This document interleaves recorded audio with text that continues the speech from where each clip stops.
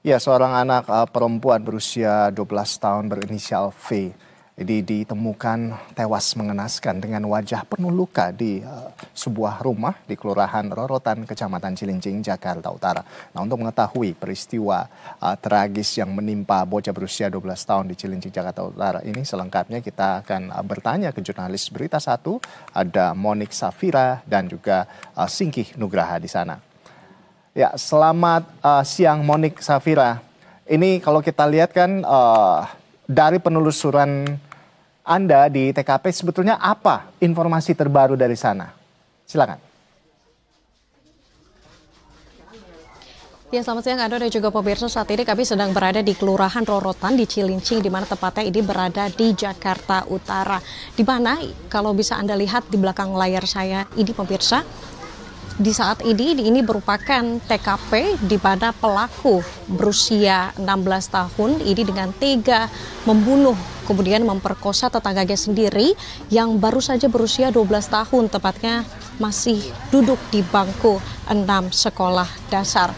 Di mana seperti yang Anda lihat dari layar kaca Anda pemirsa bahwa saat ini memang kondisinya rumahnya ini masih diterangi oleh lampu, namun berdasarkan informasi yang kami terima dari warga setempat, saat ini pihak dari pelaku sendiri memang sudah diamankan oleh pihak kepolisian, sementara kalau untuk keluarga pelaku saat ini tidak diketahui keberadaannya. Sementara secara terpisah dari Kasat Reskrim Jakarta Utara sendiri juga mengatakan bahwa kalau untuk dari pelaku sendiri ini memang posisinya sudah amankan oleh pihak kepolisian, dan nantinya dari pihak kepolisian sendiri ini rencananya masih akan melakukan penyidikan lanjutan ataukah nanti akan adanya reka ulang, ini masih belum diketahui, namun sejauh ini dari pihak kepolisian memang masih akan melakukan penyidikan lanjutan.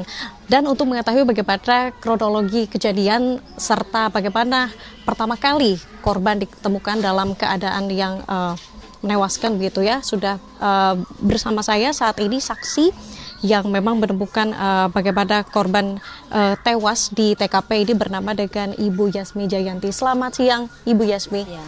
Baik Ibu Yasmi, sebelumnya mungkin boleh diceritakan bagaimana kronologi kejadian, apalagi tepatnya saat Ibu pertama kali menemukan korban di TKP. Jadi saya pertama nanya ke bapaknya kan, dia bilang katanya si korban ini main sama si Pak I, diajak dengan alasan dimingin-mingin baju. Nah setelah itu kita tunggulah sampai jam 11 nih, dicari lagi ke sini tidak terdapat bukti apa-apa. Nah cuma saya penasarannya nih di belakang kasur ini ada apa gitu loh. Kok dia bisa menghalang-halangi, kayak ketakutan ketahuan kartu matinya dia ada korban di situ. Pas kedua kalinya saya datang bersama suami saya itu terbuktilah. Dia meminta maaf ke saya, maafin ya, demi Allah katanya bukan Pak I yang melakukan. Terus saya nebak dong siapa yang melakukan, sedangkan ini kontrakan dia. Saya bilang kan nggak mungkin dong kalau bukan elu. Dia geser tuh kasur. Nah pas suami saya ngebuka bantalnya ternyata ada korban sudah ngegeletak.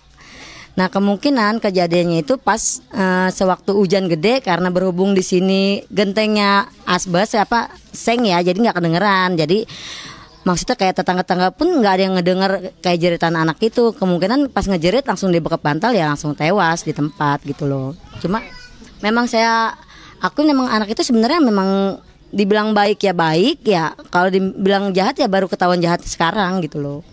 Ibu tadi kan sebelumnya juga sempat mengatakan secara wawancara terpisah Ibu sempat memandikan korban begitu ya, jenazah begitu ya. Ibu benar gak sih kalau misalnya ada tanda kekerasan seksual pada tubuh korban?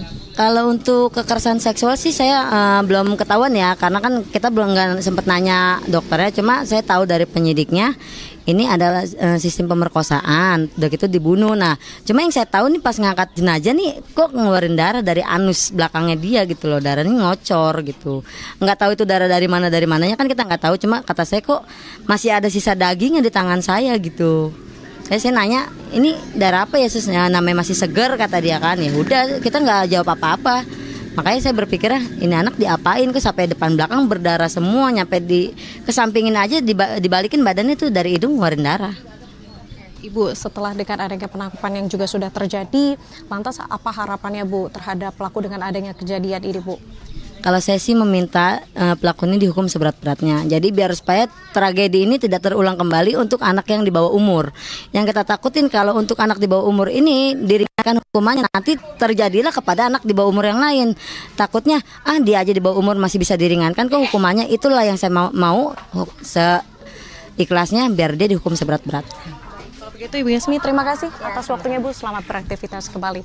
Dan pemirsa, itu tadi wawancara kami bersama dengan Ibu Yasmi Jayanti selaku saksi yang memang ikut serta menemukan korban dalam keadaan yang mengenaskan di TKP, dan saksi ini juga sendiri memang memandikan langsung korban sebelum nantinya dimakamkan. Dan saat ini berdasarkan informasi yang kami terima, saat ini korban ataupun jenazah telah dimakamkan di Indramayu, di mana itu merupakan lokasi kampung halaman dari pihak keluarga sendiri. Sementara memang berdasarkan informasi yang kami terima dari Kasat Reskrim Jakarta Utara sendiri, memang diketahui kalau dari pihak kepolisian untuk motif dan juga modus yang dilakukan oleh pelaku sendiri, memang pertama kali semula ini kalau dari BAP awal ini pelaku dengan tega membunuh, kemudian baru saja melakukan kemudian ia baru melakukan ruda paksa terhadap korban. Sementara kalau untuk motifnya ini dikatakan kalau dari pihak kepolisian yang dihubungi secara terpisah yakni oleh Kasat Reskrim Polres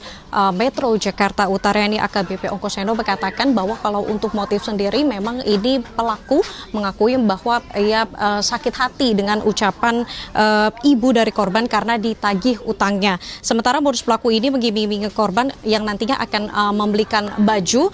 Kemudian untuk itu pelaku mengajak korban ke rumahnya untuk mengambil uang terlebih dahulu. Sementara sejauh ini sudah ada 4 saksi yang nantinya akan diperiksa, dan dari pihak kepolisian sendiri juga masih akan melakukan penyidikan lanjutan terhadap kasus di sini, di mana memang seperti kita lihat tadi sebelumnya pemirsa, saat ini memang garis polisi ataupun polis lain ini masih membentang di TKP rumah pelaku.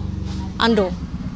Baik, Monik. Jadi kalau dari informasi yang Anda dapatkan saat ini keluarga berada di mana? Apakah sudah berada di Indramayu seperti itu atau seperti apa sejauh ini, Monik? Ya, Ando, saat ini Bapak kalau dari pihak keluarga saat ini posisinya sudah ada di Indramayu, di mana seperti yang tadi saya katakan sebelumnya, kalau dari memang diketahui kalau korban ini tinggal bersama orang tuanya. Namun saat kejadian memang hanya ada ayah korban, namun saat itu ayah korban sedang bekerja. Sementara kalau untuk ibu korban sendiri memang posisinya sedang berada di Indramayu karena memang diketahui ibu dari korban sendiri ini sedang sakit begitu ya, dan melakukan pengobatan di kampung halamannya sendiri. Sementara dengan adanya kejadian ini, untuk itu dari pihak keluarga baik dari ayah kandung korban sendiri saat ini sudah berada di Indramayu untuk sekaligus membawa pulang dan untuk membawa jenazah ini dimakamkan di Indramayu, di mana tadi yang saya katakan ini merupakan kampung halaman dari pihak keluarga korban. Ando. Baik, seperti tadi Anda sampaikan, Monik, bahwa ketika kejadian ini orang tua korban, dalam hal ini sang ayah, karena memang ibunya kan ada di Indramayu begitu ya. Ini sang ayah sebetulnya sedang ada di atau sedang bekerja begitu, sekalipun tinggal bersama namun sedang bekerja begitu. Artinya tidak ada sang ayah di rumah pada saat kejadian. Dari informasi Anda gali, ini korban bekerja atau profesinya sebagai apa, Monik? Ya, memang kalau diketahui, kalau dari pihak keluarga dari korban sendiri berdasarkan informasi yang kami terima, kalau dari di pihak korban, memang ayah korban sendiri ini kondisinya memang sedang bekerja, begitu ya. Sementara kalau untuk ibu dari korban sendiri memang berada di Indramayu, begitu ya, karena memang sedang melakukan pengobatan, begitu ya. Sementara kalau untuk dari korban sendiri ini kesehariannya memang sempat dibantu, begitu ya, dititipkan oleh tetangga yang ada di sekitar. Salah satu seperti saksi yang tadi kami wawancarai bersama dengan Ibu Yasmi yang mengatakan memang sebelum saat ibu korban ini meminta untuk ke Indramayu, begitu ya, untuk melakukan pengobatan di sana, memang sebelumnya dari pihak keluarga sendiri, dari keluarga korban ini sempat menitipkan kepada salah satu tetangganya, yaitu Ibu Yasmi yang tadi sebelumnya kami wawancara. Sementara memang kalau dari untuk ayahnya korban sendiri memang saat ini sedang berada di Indramayu, begitu ya. Memang saat ini juga baru saja memberikan maksudnya memakamkan, begitu ya, dari anaknya yang korban, begitu ya, yang tadi berusia 12 tahun dalam kasus ini. Baik, terima kasih Monik Safira atas informasi dari Anda, dan selamat bertugas kembali.